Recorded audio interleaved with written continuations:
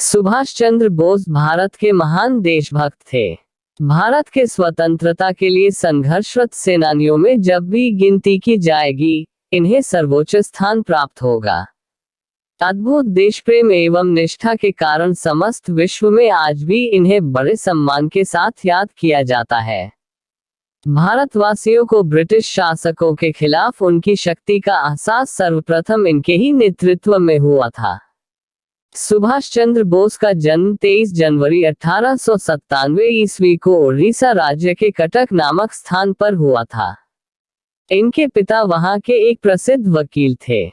वे बचपन से ही एक मेधावी छात्र थे। इन्होंने दर्शन शास्त्र में प्रथम श्रेणी में प्रतिष्ठा के साथ B.A. की परीक्षा उत्तीर्ण की। उच्च शिक्षा हेतु वे इंग्लैंड गए। वहां उन्होंने सिविल सर्विसेज की परीक्षा योग्यता पूर्वक पास की और प्रथम स्थान प्राप्त किया। लेकिन भारत में ब्रिटिश सरकार की नीतियों से आहत होकर देश सेवा और राजनीति के लिए खुद को समर्पित कर दिया। अतः वे कांग्रेस में शामिल हो गए। उन्हें कलकत्ता कॉर्पोरेशन का मेयर नियुक्त किया गया। आगे जाकर उन्होंने अपने व्यक्तित्व से समस्त कांग्रेस पर अमिट प्रभाव छोड़ा, जिससे वे कांग्रेस के अध्यक्ष निर्वाचित किए गए। परंतु गांधी जी से वैचारिक मतभेद होने के कारण उन्होंने अध्यक्ष पद से शीघ्र ही इस्तीफा दे दिया। उन्हें अंग्रेजों के खिलाफ अहिंसा से अधिक हिंसापूर्वक आजादी प्राप्त कर लेने में विश्वास था, अतः उन्होंने फॉरवर्ड ब्लॉक नामक पार्टी का गठन किया। ब्रिटिश शासन सुभाष चंद्र बोस के कार्यों से भयभीत होने लगी थी। इस कारण इन्होंने सुभाष चंद्र जी को उनको घर पर ही नजरबंद कर दिया। लेकिन सुभाष अंग्रेजों की आंखों में धूल झोंकने में कामयाब हुए और वहां से भागकर अफगानिस्तान के रास्ते जर्मनी पहुंचे। जर्मनी में हिटलर उनसे मिलकर बहुत प्रभावित हुए और ब्रिटिश शासन के खिलाफ युद्ध में हर संभव मदद का आश्वासन दिया। इनकी और जापान की सेना की मदद से सुभाष चंद्र बोस जी ने वहां आजाद हिंद फौज, जिनका गठन रासबिहारी बोस ने किया था, को मजबूत किया और हजारों भारतीयों को अपनी सेना में नियुक्त किया।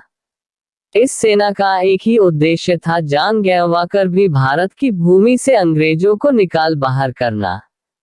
सुभाष चंद्र बोस ने अपनी सेना को नारा दिया, तुम मुझे खून दो, मैं तुम्हें आजादी दूंगा, और दिल्ली चलो। इनके नेतृत्व में एक विशाल फौज म्यांमार के रास्ते ब्रिटिश फौज को रौंदते हुए अरुणाचल प्रदेश होते हुए मणिपुर के इम्फाल तक पहुंच चुकी थी। श्री बोस के इस साहसिक कदम से संपूर्ण ब्रिटिश शासन कांपने लगा था और भारत से पलायन के लिए तैयार होने लगा था। लेकिन इसी बीच श्री बोस का विमान सन 1945 ईस्वी को दुर्घटनाग्रस्त हो गया और वे लापता हो गए। साथ ही जापान सहित जर्मनी की पराजय ने आजाद हिंद फौज के कदम को विफल कर दिया। इस प्रकार एक इतिहास होते होते रह गया। उस दिन के बाद से श्री बोस को अलग अलग जगह में देखे जाने की बात कही गई, लेकिन वे आज भी लापता हैं। श्री सुभाष चंद्र बोस ने अपने कार्यों से अंग्रेजों समेत समस्त विश्व को अपना लोहा मनवाया था। उनके ओजस्वी व्यक्तित्व, प्रभावशाली भाषण और अद्भुत देश प्रेम की आज भी मिसाल दी जाती है। अनगिनत देश प्रेमियों के वे आदर्श रहे हैं। आज के युवाओं को उनसे प्रेरणा ग्रहण कर स्वयं को बदलना चाहिए। जय हिंद। सुभाष चंद्र बोस अमर है, अमर रहेंगे।